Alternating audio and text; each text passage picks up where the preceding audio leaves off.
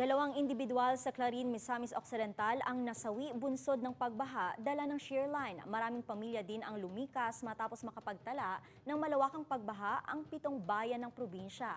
Ang detalye sa report ni Cyril Chavez ng GMA Regional TV 1 Mindanao. Bispiras pa lang ng Pasko nang makaranas ng malakas na ulan ang malaking bahagi ng Northern Mindanao, dala ng shear line o ang pagsasalubong ng mainit at malamig na hangin. Madaling araw ng Linggo, nakaranas na ng malawakang pagbaha ang Misamis Occidental. Ang kalsadang ito sa Jimenez, Misamis Occidental ay nagmistulan ng ilog.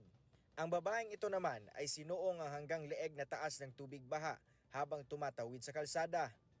Lubog din sa tubig baha ang isang garahe kung saan nakaparada ang isang sasakyan.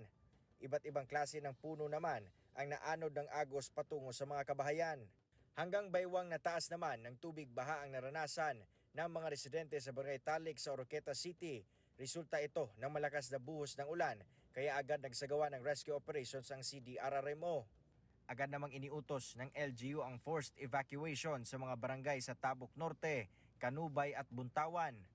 Nang magliwanag na kahapon, dito na tumambad ang lawak ng tubig baha na nakaapekto sa malaking parte ng Tudela, Misamis Occidental. Sa kuhang video ni Jeray Tampuog, makikita ang baha sa Tudela Central School at pagkalubog sa baha ng isang gas station. Sa kuhang video naman ni Juan, nalubog na sa tubig baha ang isang patrol car ng Tudela at iba pang sasakyan. Sa Clarin, Misamis Occidental, 2 individual ang naiulat na namatay dahil sa pagbaha na naranasan sa Barangay Panay. Ayon kay Clarin Mayor Jojo Roa, may mga dike na nasira sa lugar kaya mabilis na tumaas ang tubig baha. Isa sa mga biktima ay isang lalaking PWD, samantalang patay rin ang isang 40 anyos na lalaki. Ayon sa Misamis Occidental PDRRMO, umabot sa 7 bayan ang inisyal na naapektuhan ng malawakang pagbaha. Ito ang Jimenez, Clarin, Sinacaban, Aloran, Oroqueta City, Panaon at Tudela. Kaya maraming individual at mag-anak ang pinalikas. Hindi nato din ma-predict yung weather. So, ang kanang is evacuate lang siguro kung namon identify flood-prone area. Magdala po tayo kung sa mga angay na itong pagdalon na survive po tayo dito sa evacuation center. Tila hindi naging merry ang Christmas ng ilang Zamboangueño dahil sa biglaang pagbaha na dala ng walang tigil at malakas na ulan Sabado ng gabi.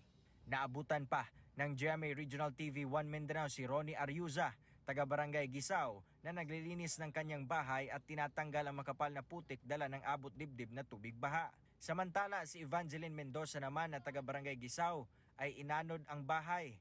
Ultimo panghanda sa Noche Buena, hindi nakaligtas na anurin ng malakas na agos ng tubig baha.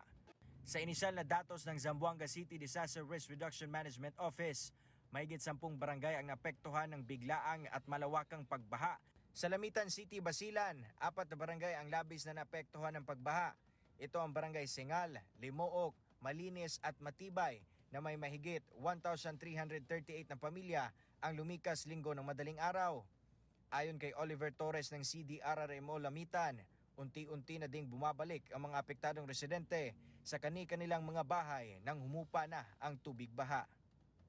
Mula sa GMA Regional TV 1 Mindanao, Cyril Chavez nagbabalita para sa GMA Integrated News.